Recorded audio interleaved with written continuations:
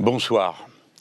J'ai choisi de m'adresser à vous, qui me faites confiance et qui me regardez sur les réseaux sociaux où je me trouve à cet instant, pour, en votre présence, m'adresser aux députés qui, ce soir, vont devoir prendre une décision grave, une décision importante pour la vie et l'image et l'idée que l'on se fait de notre patrie républicaine commune. Je veux joindre ma voix à celle de mes amis députés, insoumis et autres, à celle des militants associatifs de toutes sortes, à toutes les personnes qui se sont intéressées d'assez près au texte pour en comprendre tous les aspects techniques qui, en effet, sont assez rebutants à maîtriser totalement. Tout cela pour dire qu'une loi a un contenu cruel contre les personnes, les jeunes et les enfants qui seront concernés par elle. Une loi absurde parce que, en dépit de l'apparente simplicité des mesures qu'elle propose, et en général, vous savez comment certaines mesures qui ont l'air simples s'avèrent souvent ensuite absurdes, et c'est le cas ici, crée un imbroglio incroyable dont, en définitive, il ne résultera qu'une chose, plus de souffrance dans la vie des gens concernés, plus de pagaille dans les administrations, et pour finir, plus de mal-vivre pour tout le monde. Et enfin, parce que cette loi défigure l'image de la France. L'image de la France aux yeux du monde. L'image de la France aux yeux des pays, souvent si proches de nous par la langue que nous avons en commun, ou bien par les sentiments que les uns les autres nous avons les uns pour les autres, et dont les enfants, parfois au péril de leur vie, nous rejoignent dans l'immigration et constituent à la fin, avec nous, un seul et même peuple. Défigure l'image de la France aux yeux du monde de ceux qui pensaient qu'elle restait cette terre si étrange et curieuse qui, depuis la nuit des temps, il y a de cela 5, 6, 7 siècles, pour la plus ancienne disposition, disait « qui touche la terre de France est libre ». Et il faut, disait ce roi, que tout le monde naisse franc. Il le disait comme ça pour parler du droit du sol.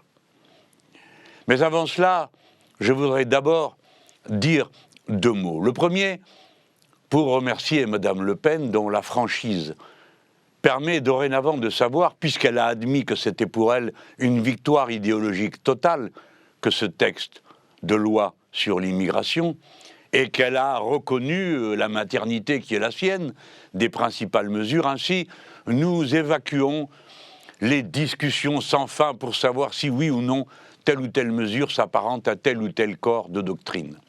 Ce qui est dans cette loi, c'est ce que réclame depuis 40 ans, 50 ans, pardon, maintenant, le temps passe, 50 ans, le Front National.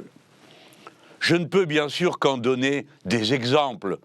Je ne vais pas repasser en revue toute la loi, mais enfin, ce qui est dit sur le regroupement familial, les limites qui y sont mises, c'est dans le programme du Rassemblement national et c'est la page 14 du livret immigration. Ce qui est dit dans cette loi concernant le retrait des allocations familiales et des APL aux étrangers en situation régulière, c'est ce qui est dans le programme présidentiel du Rassemblement national à la page 14 également du livret immigration. Ce qui est dit sur la remise en cause de l'aide médicale d'État, c'est à la page 18 du livret centré de la présidentielle de Madame Le Pen. Ce qui est dit sur la fin de l'automaticité du droit du sol, qui fait que qui est né en France est français. C'est ce qui est à la page 16 du livret immigration de Madame Le Pen. Ce qui est dit sur la déchéance de la nationalité, c'est à la page 16 également du livret de Madame Le Pen. Par conséquent, ceux qui votent cette loi, on comprend que le Rassemblement national le fasse, puisque c'est son programme. Mais les autres doivent s'interroger et rentrer en eux-mêmes. Au-delà de tout ce qui peut nous séparer, et combien de choses nous séparent, et combien sont rudes nos affrontements, malgré tout, il y a aussi ce que l'on peut avoir, je ne dis pas que l'on a, mais que l'on peut avoir en commun. Dans la vision que l'on a du droit à la dignité de chaque personne humaine, dans l'idée que l'on peut avoir de la France et des principes qui la constituent, nous pouvons nous retrouver, même si nous avons été loin les uns des autres et que nous le resterons ensuite. Nous pouvons nous retrouver avec des élus de l'autre bord, de la droite, de la Macronie de droite et ainsi de suite, pour ne pas accepter ce qui est proposé, pour refuser de voter une telle loi. Enfin, je demande qu'on y réfléchisse. Que gagnons-nous à rendre infernale la vie des gens? Car lorsqu'on va refuser le bénéfice des allocations familiales pour les travailleurs en situation régulière et qui cotisent, qu'est-ce qu'on y gagne? Sinon que les familles auront davantage de difficultés, car ce sont souvent les métiers les plus humbles et les pays les plus petites, à élever les enfants. Qu'est-ce qu'on gagne à rendre ça plus difficile? Qu'est-ce qu'on gagne à rendre plus difficile le regroupement familial? Croit-on que la sécurité dans la vie quotidienne sera plus grande? Croit-on que le goût de participer à la vie de la société française sera plus grand pour des personnes que l'on aura au final reléguées dans des foyers, comme c'était le cas avant que l'on décide de faciliter le regroupement familial? Est-ce que la France peut tranquillement décider qu'en dépit du fait que sa population est dorénavant vieillissante et déclinante, que le nombre des enfants qui y naissent est moins grand, est-ce qu'en dépit de tout ça, on peut dire, eh bien, on va se passer de tout le monde, on n'a besoin de personne? C'est absurde. La nation française n'est pas une nation ethnique. La nation française se fabrique à chaque génération à travers les enfants qui nous viennent et qui nous naissent et dont nous nous occupons, que nous éduquons dans notre langue commune, que nous éduquons dans nos lois. Et voilà comment nous formons un seul peuple, une seule nation, dont le contrat politique a été dit déjà et répété 100 fois, c'est liberté, égalité, fraternité, rien de plus, rien de moins, rien de moins. Rien de plus, cela signifie qu'il n'y entre ni la religion, ni la langue des grands-parents. Dès lors, à quoi ça sert, par exemple, de dire qu'un jeune, dans une fratrie, vous avez une famille, vous avez les enfants qui sont nés sous le droit actuel, ils sont français. Et ceux qui arriveront ensuite, ah ben, ils ne le seront plus. Les petits frères et les petites sœurs des grands qui étaient français ne le seront plus. Ils devront attendre l'âge de 16 ans, et entre 16 ans et 18 ans, pour demander expressément à être français, ce qu'on pourra leur refuser, bien sûr. Au nom de quoi? Qu'est-ce que ça veut dire? Vous allez demander, à un moment de l'adolescence ou de la formation de l'esprit d'une jeune personne qui, ayant ses 18 ans, va devenir citoyen, on va lui demander à ce moment-là de choisir quoi? On aura transformé sa vie en vie d'étranger et on lui demandera d'intervenir dans un domaine dont je peux vous parler assez facilement pour l'avoir vu vivre autour de moi tant de fois. On ne discute pas la nationalité de ses grands-parents et on ne veut pas leur faire l'offense de leur donner le sentiment qu'on la renie. D'autant que des fois, ce n'est pas vous qui choisissez d'être binational. C'est le pays d'origine de vos parents qui décide qu'une fois pour toutes, vous êtes membre de leur nation. Si bien qu'on va demander à des jeunes gens de prendre une décision que jusqu'à présent ils n'avaient pas à prendre. Les choses se faisaient automatiquement et ensuite chacun vit sa vie dans le respect de ses anciens et dans l'adhésion à la nation à laquelle on participe dès son plus jeune âge, souvent depuis qu'on y est né. À quoi ça nous sert de transformer en étrangers les petits frères et les petites sœurs? Qu'est-ce que ça règle dans nos vies? Que les gamins qui vont aller avec les nôtres à l'école et au sport, tout d'un coup, cessent de ne plus être de la même nationalité que nos enfants. Voyons, à quoi ça sert? Qu'est-ce que ça change qui rende notre vie meilleure? Et la leur meilleure, car c'est de la génération suivante dont nous sommes si hautement responsables. J'ai pris ces exemples parce que je crois qu'ils vous montrent comment on peut subir la meurtrissure de décisions qui paraissent simples et qui en réalité sont absurdes et conduisent à des déchirements de la personne, de la famille. Voyez-vous, ça me fait le lien avec ce que j'ai dit il y a un instant. La France défigurée. Oui, défigurée. Le droit du sol, bien sûr, dans certains départements, je n'ai pas l'intention de le nier, pose problème. Je pense en particulier à la situation spécifique de Mayotte. Mais ce n'est pas le cas sur le territoire de l'Hexagone et dans combien d'autres des territoires ultramarins.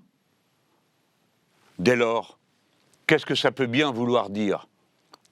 De mettre fin à un droit qui remonte à l'an 1300 pour une part et pour le reste à François Ier et à l'année 1515 dont tout le monde a le chiffre à l'esprit en France quand on a étudié l'histoire de France à l'école.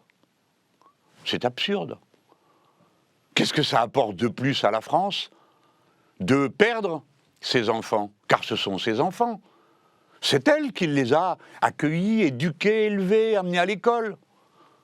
Quel est le but, quel est le sens de renoncer pour la France à ce que tous ceux qui naissent sur son sol soient français et par conséquent partagent non seulement la langue, ça c'est depuis qu'ils sont enfants, mais les lois et les principes politiques qui animent notre pays.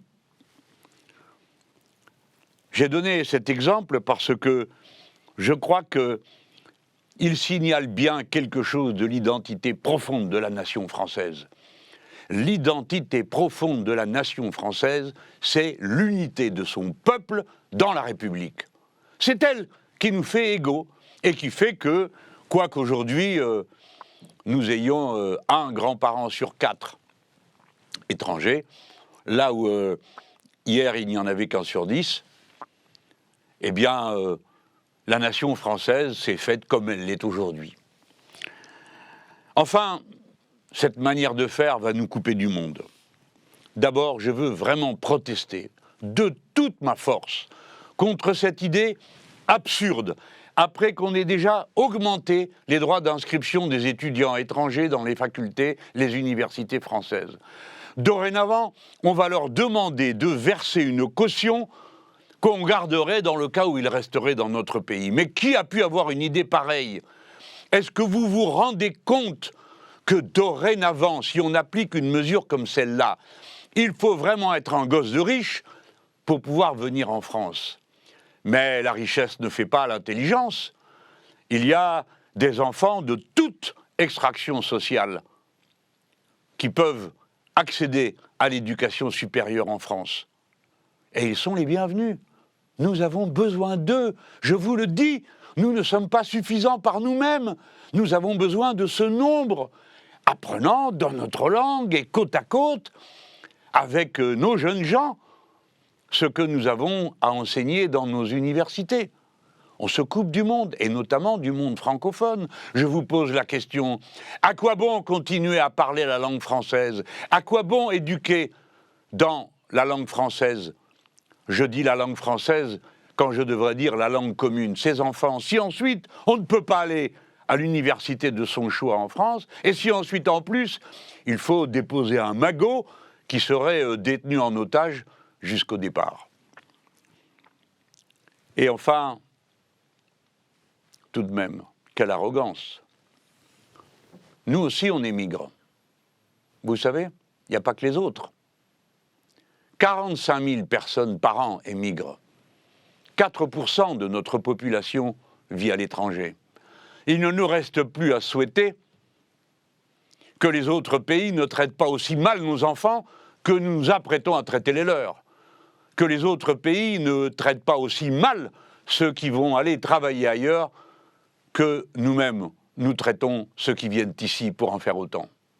Il est dans la nature de la condition humaine d'aller et de venir. Ceux qui croient qu'il est possible, surtout quand s'exerce une telle pression démographique du fait du changement climatique, qu'on va régler la question par des mesures administratives se trompent entièrement. Ceux qui croient que des barrières naturelles vont permettre qu'on élimine tout ce qui gêne se trompent.